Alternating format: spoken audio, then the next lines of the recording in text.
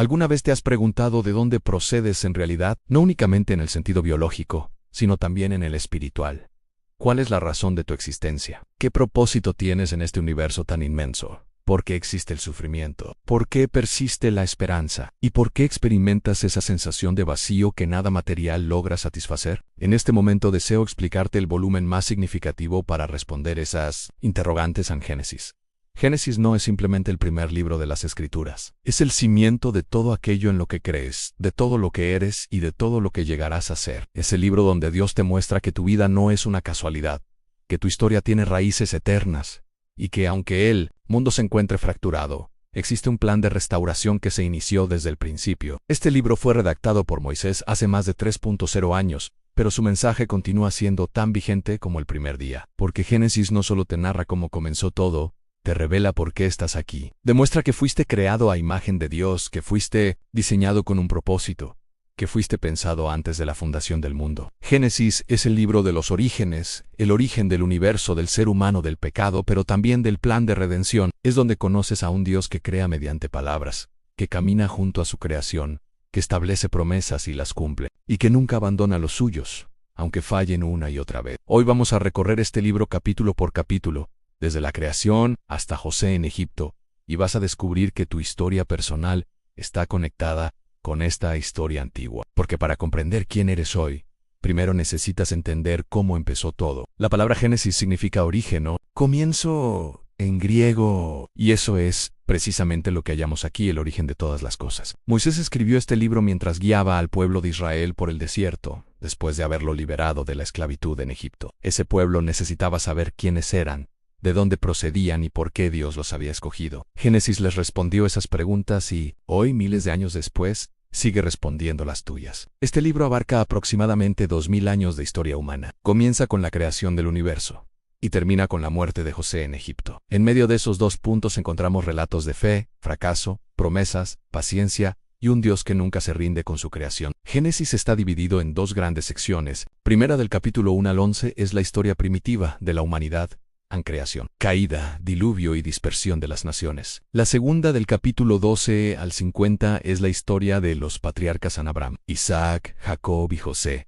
A cada relato en Génesis no es solo una narración antigua, es una ventana hacia el corazón de Dios y hacia el tuyo. Porque cuando lees sobre Adán y Eva, estás leyendo sobre ti. Cuando lees sobre Abraham, estás viendo la fe que Dios también te pide. Cuando lees sobre Jacob, observas cómo Dios transforma lo torcido. Y cuando lees sobre José, descubres que Dios puede utilizar incluso lo más doloroso para cumplir su propósito. En el principio, creó Dios los cielos y la tierra. Así comienza todo. Con esas palabras simples, pero poderosas, Moisés nos introduce a un Dios que existe antes que todo, que crea con intención, y que no necesita ayuda para hacerlo. La tierra estaba desordenada y vacía, y las tinieblas estaban sobre la faz del abismo. Pero entonces Dios habló y dijo: «Sea la luz», y fue la luz. ¿Notas el poder de esas palabras? Dios no lucha contra el caos, no negocia con las tinieblas, simplemente habla y la realidad obedece. En 6 días Dios crea todo lo que existe: la luz, el firmamento,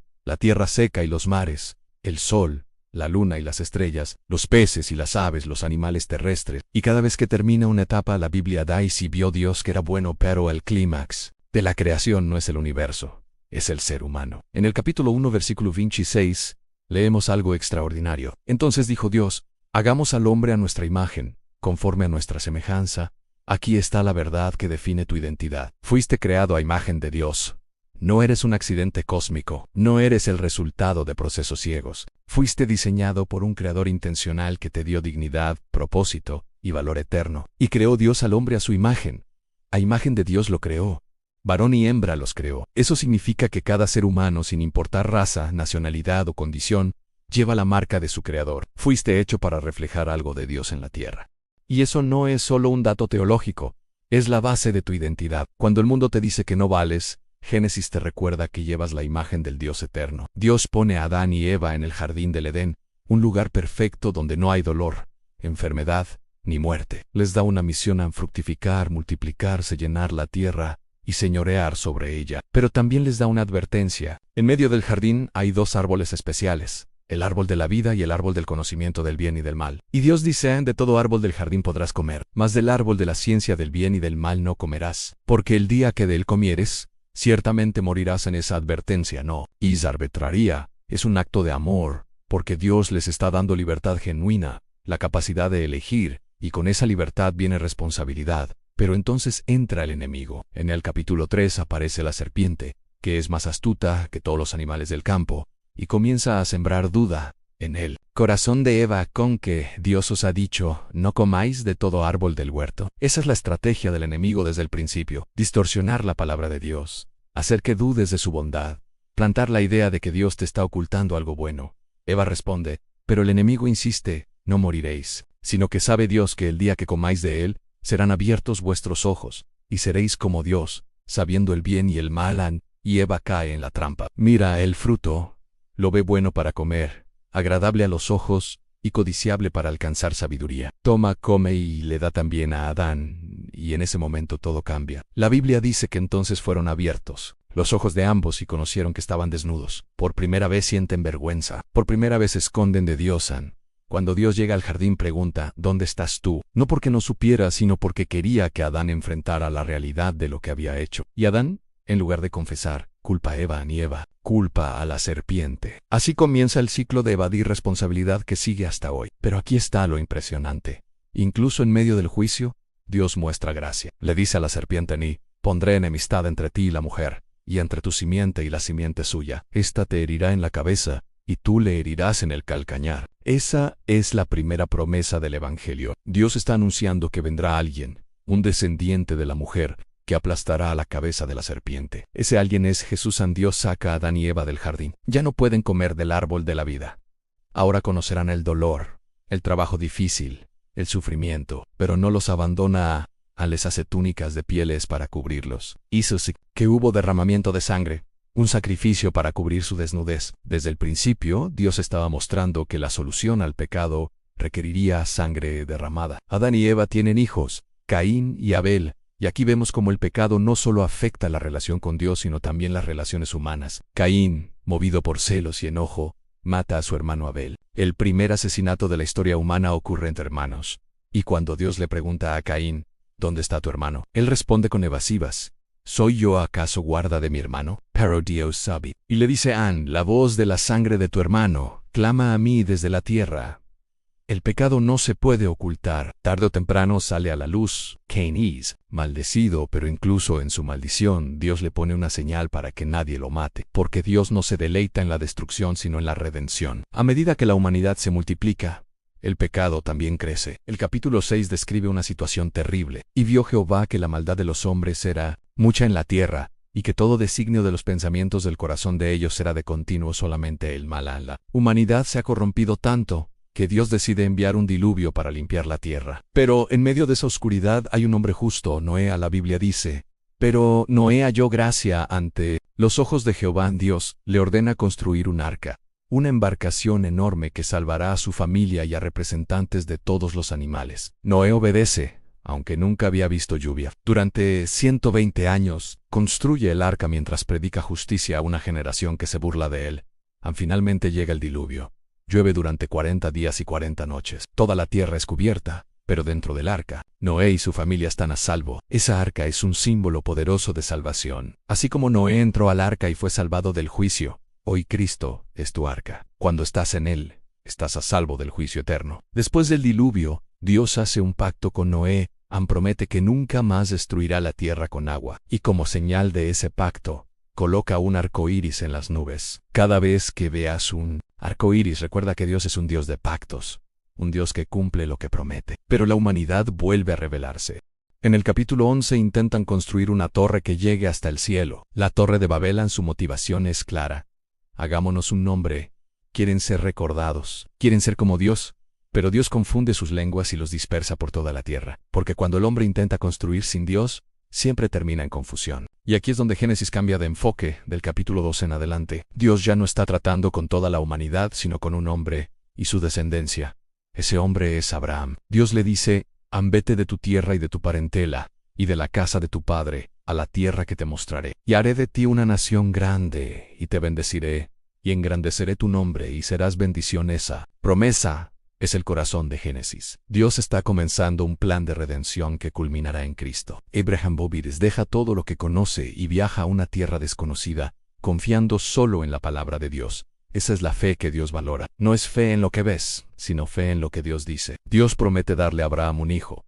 Pero pasan los años, y Abraham y Sara envejecen sin hijos. En su desesperación, Abraham intenta cumplir la promesa por sus propios medios. Tiene un hijo con Agar, la sierva de Sara. Ese hijo se llama Ismael. Pero Ismael no es el hijo de la promesa, porque las promesas de Dios no se cumplen con esfuerzo humano, sino con poder divino. Finalmente, cuando Abraham tiene 100 años y Sara 90, Dios cumple su palabra. Nace Isaac, el hijo de la promesa, y Abraham aprende que Dios no necesita ayuda para cumplir lo que promete. Solo necesita que confíes. Pero entonces viene la prueba más grande de la fe de Abraham. Dios le pide que sacrifique a Isaac en el monte Moria a Mima. Imagina el dolor de Abraham. Este es el hijo que esperó durante décadas, el hijo a través del cual se cumplirían todas las promesas, y Dios le pide que lo mate. Pero Abraham obedece. Sube al monticán a Isaac, prepara el altar, ata a su hijo y levanta el cuchillo. Y justo en ese momento Dios detiene su mano y le dice: no extiendas tu mano sobre el muchacho, ni le hagas nada, porque ya conozco que temes a Dios, por cuanto no me rehusaste tu hijo, tu único. Abraham mira y ve un carnero enredado en un zarzal. Ese carnero se convierte en el sacrificio sustituto. Y Abraham llama a ese lugar: Jehová proveerán, porque cuando Dios prueba tu fe, también provee lo que necesitas. Esa historia apunta directamente a Cristo. Así como Abraham no retuvo a su único hijo, Dios Padre no retuvo a su único hijo. Y así como Isaac fue sustituido por un carnero, nosotros fuimos sustituidos por Cristo en la cruz. Isaac crece y tiene 2 hijos. Esaú y Jacob. Estos hermanos son completamente diferentes. Esaú es cazador, impulsivo, mundano. Jacob es calculador, astuto, manipulador. Y entre ellos hay una lucha constante por la bendición de su padre. Un día, Esaú llega hambriento de cazar, y Jacob le ofrece un guiso a cambio de su primogenitura. Esaú, sin pensar en las consecuencias eternas, acepta. Vende su herencia por un plato de comida. Más adelante, Jacob, con la ayuda de su madre Rebeca, engaña a su padre Isaac para robarle la bendición que le correspondía a Esaú. Cuando Esaú descubre el engaño, promete matar a Jacob, y Jacob tiene que huir de su casa dejando todo atrás. Pero en su huida, Dios se le aparece en un sueño. Jacob ve una escalera que sube desde la tierra hasta el cielo con ángeles subiendo y bajando. Y Dios le confirma las mismas promesas que le hizo a Abraham. Jacob llega a la casa de su tío Labán y se enamora de Raquel. Trabaja 7 años para casarse con ella, pero Labán lo engaña y le da a Lea su hija Meir. Jacob termina trabajando otros 7 años por Raquel. El engañador está siendo engañado. Dios le está enseñando una lección que todos necesitamos aprender en Cosechas: lo que siembras. Jacob tiene 12 hijos, y de esos 12 hijos vendrán las 12 tribus de Israel. Pero entre todos sus hijos, Jacob tiene un favorito, José, el hijo de Raquel. Y esa preferencia desata celos y odio en el corazón de sus hermanos. José tiene sueños donde ve que sus hermanos se inclinarán ante él, y en lugar de guardar esos sueños los cuenta, lo cual empeora todo. Un día los hermanos de José lo ven de lejos y conspiran para matarlo. Pero Rubén, el mayo Ere, los convence de no matarlo sino echarlo en una cisterna. Luego Judá sugiere venderlo como esclavo, y eso es exactamente lo que hacen. Venden a su propio hermano por 20 piezas de plata. Luego toman la túnica de colores de José, la manchan con sangre de un cabrito y se la llevan a su padre diciendo que una fiera lo devoró. Jacob llora, inconsolable por su hijo. Mientras tanto, José es llevado a Egipto y vendido como esclavo a Potifar, un oficial del faraón. Pero la Biblia dice algo poderoso aún más: Jehová estaba con José aunque está lejos de casa, aunque fue traicionado por sus hermanos, aunque está en una tierra extraña, Dios no lo ha abandonado. José prospera en la casa de Potifar. Todo lo que hace tiene éxito porque Dios está con él. Pero entonces la esposa de Potifar intenta seducirlo. Día tras día insiste, pero José se mantiene firme. Un día ella lo agarra del manto y él huye dejando su manto en sus manos. La mujer despechada lo acusa falsamente de intentar violarla y José termina en la cárcel. Parece que todo va de mal en peor. Primero traicionado por sus hermanos, luego falsamente acusado, ahora encarcelado injustamente. Pero incluso en la prisión la Biblia dice: pero Jehová estaba con José en Dios. No te abandona en las prisiones de la vida. Donde tú ves un final, Dios ve un proceso. En la cárcel, José interpreta los sueños del copero y del panadero del faraón. Todo sucede como José dice: el copero es restaurado, el panadero es ejecutado. José le pide al copero que se acuerde de él cuando salga, pero el copero se olvida. José pasa 2 años más en prisión, Finalmente, el faraón tiene dos sueños que nadie puede interpretar. El copero se acuerda de José y lo recomienda. José es sacado de la prisión, se afeita, se cambia de ropa y es llevado ante el faraón. El faraón le cuenta sus sueños. Han 7 vacas gordas, son devoradas por 7 vacas flacas. 7 espigas llenas son consumidas por 7 espigas marchitas. José, con autoridad dada por Dios, interpreta: vienen 7 años de abundancia, seguidos de 7 años de hambre, y aconseja al faraón que nombre a alguien sabio para almacenar grano durante los años de abundancia. El faraón queda tan impresionado que nombra a José gobernador de todo Egipto, el segundo al mando después del faraón. En tan solo día, José pasa de la cárcel al palacio. ¿Notas cómo Dios obra? 13 años de sufrimiento, de traición y prisión fueron necesarios para que José llegara al lugar donde Dios lo necesitaba. Porque Dios no te lleva por el camino más corto, te lleva por el camino que te transforma. Durante los 7 años de abundancia, José almacena tanto grano que deja de contarlo. Y cuando llegan los años de hambre, Egipto es el único país con comida. Las naciones vienen a comprar grano, incluyendo los hermanos de José. Cuando ellos llegan y se inclinan ante José, no lo reconocen. Pero José sí los reconoce a ellos. José podría vengarse. Tiene todo el poder para destruirlos. Pero en lugar de eso, pone a prueba sus corazones. Les vende grano, pero les dice que deben traer a su hermano menor, Benjamín. Cuando finalmente regresan con Benjamín, José no puede contenerse más y revela su identidad llorando. Sus hermanos están aterrorizados. Esperan que José los destruya.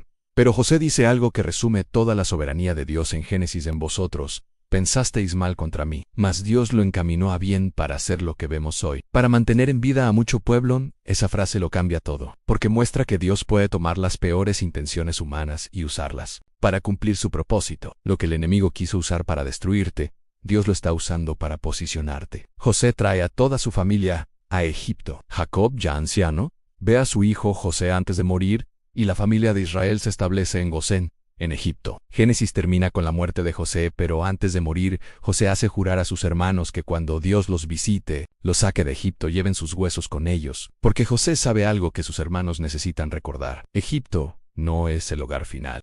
Dios prometió una tierra, y Dios cumple lo que promete. Ahora que hemos recorrido Génesis desde la creación hasta José, es momento de conectar este libro antiguo con tu vida hoy, porque Génesis no es solo historia pasada, es el fundamento de tu presente. Vivimos en un mundo que constantemente te dice quién deberías ser. Las redes sociales te comparan con otros, la cultura te presiona para encajar, y en medio de todo ese ruido puedes olvidar la verdad más fundamental de tu existencia. Fuiste creado a imagen de Dios. Esa verdad no es negociable. No importa lo que hayas hecho, no importa lo que otros digan de ti, no importa cuántas veces hayas fallado, llevas la imagen del Creador. Y eso significa que tienes dignidad, valor y propósito intrínsecos. No tienes que ganártelos. Ya los tienes porque Dios te los dio cuando te creó. La historia de Adán y Eva en el jardín no es solo una historia antigua, es tu historia. Cada vez que dudas de la bondad de Dios, estás repitiendo la escena del jardín. Cada vez que crees que Dios te está ocultando algo bueno, estás cayendo en la misma trampa. El enemigo sigue usando la misma estrategia en hacerte dudar de que Dios realmente te ama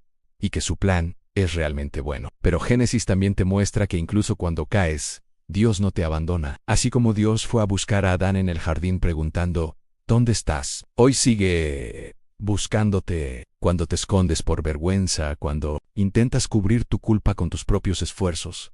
Dios sigue acercándose con gracia. La historia de Noé te enseña que Dios siempre tiene un remanente fiel en medio de una generación corrupta.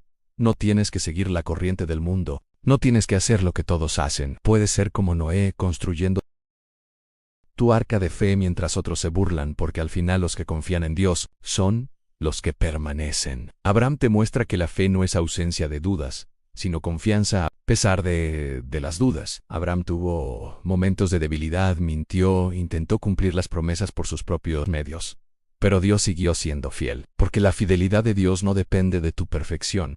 Depende de su carácter. Cuando Dios te llama a salir de tu zona de confort, como llamó a Abraham a salir de Ur, no te está pidiendo que lo hagas porque eres fuerte, te está pidiendo que confíes porque Él es fiel. No necesitas ver todo el camino, solo necesitas dar el primer paso de obediencia. La historia de Jacob te recuerda que Dios puede transformar incluso al más torcido. Jacob era manipulador, mentiroso, egoísta, pero Dios luchó con él, lo quebrantó y lo transformó. Si tu pasado está lleno de decisiones equivocadas, si has herido a otros, si has construido tu vida sobre engaños, Génesis te dice que Dios todavía puede transformarte, porque el Dios de Jacob es el Dios de las segundas oportunidades. Y la historia de José es quizás la más poderosa para tu vida hoy, porque te enseña que Dios está obrando incluso cuando parece que todo está perdido. Durante 13 años, José no vio ninguna señal de que Dios estuviera con él. Han traicionado, vendido, falsamente acusado, encarcelado, olvidado. Pero todo ese dolor tenía un propósito. Si hoy estás pasando por una temporada difícil, si sientes que has sido traicionado, si tus sueños parecen muertos, si estás en una prisión que no mereces, la historia de José te dice: espera, Dios no ha terminado. Low Q. Parece el final de tu historia, puede ser solo el prólogo de lo que Dios va a hacer. Porque Génesis no solo te cuenta cómo comenzó todo, te revela por qué estás aquí. Estás aquí porque Dios te creó con intención. Estás aquí porque aunque el mundo está roto por el pecado, Dios tiene un plan de redención. Estás aquí porque eres parte de una historia que comenzó en Génesis y culminará en Cristo. Cada promesa que Dios le hizo a Abraham apunta hacia ti, porque en Gálatas Pablo dice que si eres de Cristo, entonces eres descendencia de Abraham y heredero según la promesa. Las bendiciones de Abraham son tus bendiciones. La fe de Abraham es tu modelo. El Dios de Abraham es tu Dios en Génesis. También te enseña que Dios cumple sus promesas, pero no siempre en tu tiempo. Abraham esperó 25 años por Isaac en José, esperó 13 años por su liberación. Jacob trabajó 14 años por Raquel porque Dios no trabaja con urgencia humana, trabaja con propósito eterno, y mientras esperas, Él te está preparando. Este libro también confronta la cultura moderna sobre el origen de la vida. El mundo te dice que eres un accidente, el resultado de procesos sin propósito, polvo de estrellas sin significado, pero Génesis declara que eres una creación intencional de un Dios amoroso, y esa verdad cambia todo. Si eres solo un accidente, entonces no hay base para la moralidad. No hay razón para el propósito, no hay esperanza para el futuro. Pero si fuiste creado a imagen de Dios, entonces tu vida tiene significado eterno, tus decisiones importan, tu existencia tiene peso. Génesis también establece el fundamento para el matrimonio, la familia y la vida en comunidad. Desde el principio, Dios diseñó que el hombre y la mujer se unieran en una relación de pacto. No dijo que era bueno que el hombre estuviera solo. Entonces creó a la mujer no como algo inferior, sino como alguien complementario. La familia es el primer sistema que Dios estableció. Antes de la iglesia, antes del gobierno, antes de cualquier institución humana, estaba la familia. Y aunque el pecado ha dañado las familias, el diseño de Dios permanece. Cuando honras ese diseño, experimentas bendición. También aprendes en Génesis que el pecado siempre tiene consecuencia. Adán y Eva fueron expulsados del jardín. Cain fue maldecido por matar a su hermano. Los hijos de Jacob cosecharon años de dolor por vender a José. Pero la gracia de Dios es que incluso en medio de las consecuencias, Él sigue obrando para redimir. Porque Génesis no es solo el libro de los comienzos. Es el libro donde comienza la promesa de un Redentor. Desde el momento en que Adán y Eva pecaron, Dios prometió que vendría alguien que aplastaría la cabeza de la serpiente. Esa promesa se repite a Abraham, a Isaac, a Jacob, y se cumple en Jesús. En cada sacrificio en Génesis apunta a Cristo. El carnero que sustituyó a Isaac en el monte Moria apunta al Cordero de Dios que quita el pecado del mundo. La sangre derramada para cubrir a Adán y Eva apunta a la sangre de Cristo, que cubre tu pecado. Génesis es el comienzo de la historia de redención que culmina en la cruz. Cuando lees Génesis también descubres que Dios no trabaja con gente perfecta. Abraham mintió, an Isaac favoreció a un hijo sobre otro, an Jacob engañó. Los hijos de Jacob vendieron a su hermano, pero Dios usó a cada uno de ellos. Porque Dios no busca perfección, busca disponibilidad. Si sientes que has fallado demasiado para que Dios te use, Génesis te dice lo contrario. Dios se especializa en usar vasijas quebradas. Porque cuando Dios usa a los imperfectos, queda claro que el poder viene de Él, no de nosotros. Y finalmente, Génesis te enseña que tu historia no termina aquí. José termina en Egipto, pero sabe que Egipto no es el hogar final. Tú estás en este mundo, pero este mundo no es tu hogar final. Hay una tierra prometida esperando. Hay un jardín restaurado. Hay una ciudad celestial donde ya no habrá dolor, ni muerte, ni lágrimas. El libro de Génesis puede resumirse así. A Génesis no solo te cuenta cómo comenzó todo, te revela por qué estás aquí. Estás aquí porque fuiste creado con propósito. Aunque el mundo está roto, Dios tiene un plan, y ese plan incluye restauración, redención y una esperanza eterna. Cada historia en Génesis es un recordatorio de que Dios está escribiendo una historia más grande. Una historia donde el pecado no tiene la última palabra, donde el fracaso no define tu futuro, donde incluso las peores traiciones pueden ser usadas para bien. Cuando entiendes Génesis, tu perspectiva cambia. Ya no vives como alguien sin rumbo. Vives sabiendo que fuiste pensado, diseñado y colocado en este momento de la historia con un propósito. Ya no vives para ti mismo.